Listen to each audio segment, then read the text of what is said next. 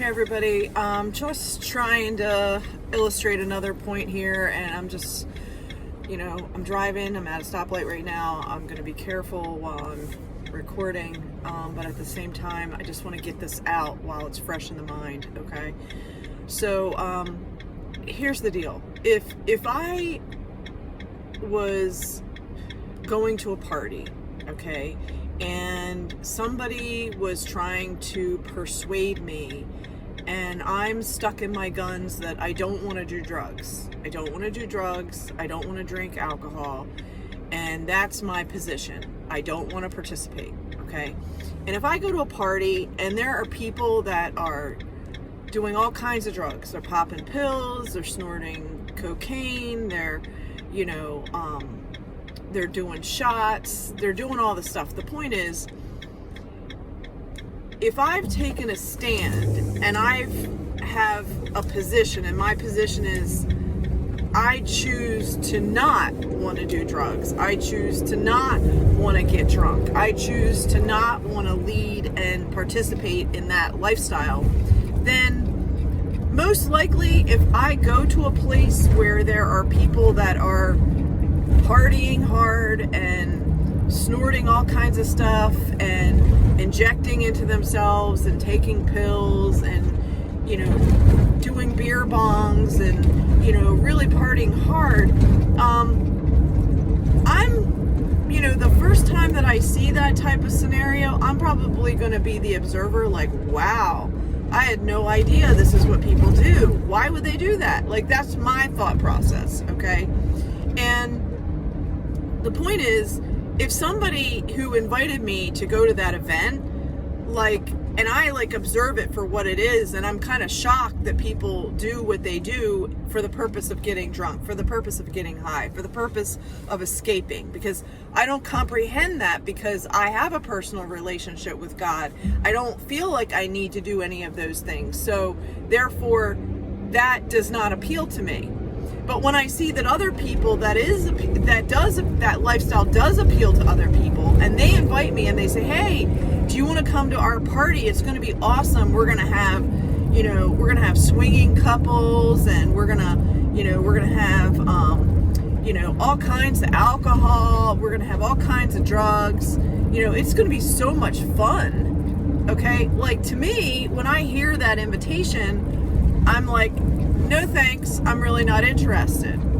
Okay, so for me, it's not an interest. So for me, I'm not going to go to an event like that. So therefore, those are not my people. Those are not the people I'm going to hang out with, because I'm focused on a biblical life that God would approve of. And in my understanding, God would not approve of party hard, ingest whatever alcohol you want, ingest whatever drugs you want, which is going to lead you to whatever sexual immorality acts that you feel like doing, okay? The point is that those are not my people, that's not my scene, I'm not participating, okay? So when people invite me to those things, and I do get invited, I very nicely decline, okay? Now here's the point. Am I a fun person? Yes, I'm a fun person. I love to dance. I love to go on hikes. I love to read a book. I love to do art. I love to do a lot of fun things that I deem fun.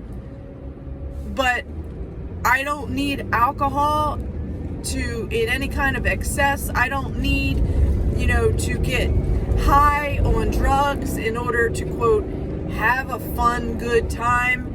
And I don't need to have sex with random people or a big party, gangbang in order to, quote, have fun. That's not my reality. So what I'm getting at is there's a distinction about what kind of people hang out with other kinds of people. So you tend to go to your tribe. You tend to hang out with people that are similar to you, or that have a similar morality view or value system that you share. So therefore, you would be going to an event that you feel comfortable at. Now, here's the point. In my past, have I been to parties where you go to the door and clothes are optional? Yes, I've been to parties like that. I've been to parties where you could have body painting, glow in the dark body painting, and all kinds of options, and you can have a massage, and you can have this drug, and it was always available.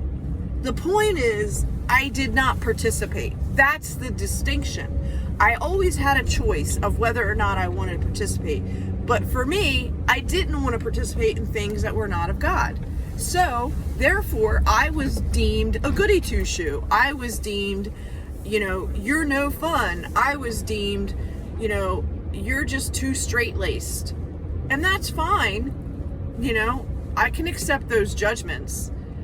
But on Judgment Day, I'm pretty confident that how I'm behaving is going to be appreciated and honored by God. Whereas those other people that are doing those other things may not have that blessing or that ability to go on to eternity because of their living in sin. And my goal is to help you not live in sin. My goal is to help you get out of that and to choose God and God's ways so that you're not receiving a locked door, so that you're not going to fire and brimstone. But that means a turning of your heart, a turning of your mind, and a turning of your behavior. It means repentance. And in order to understand that, I'm happy to explain it what it is, but you really need to understand that.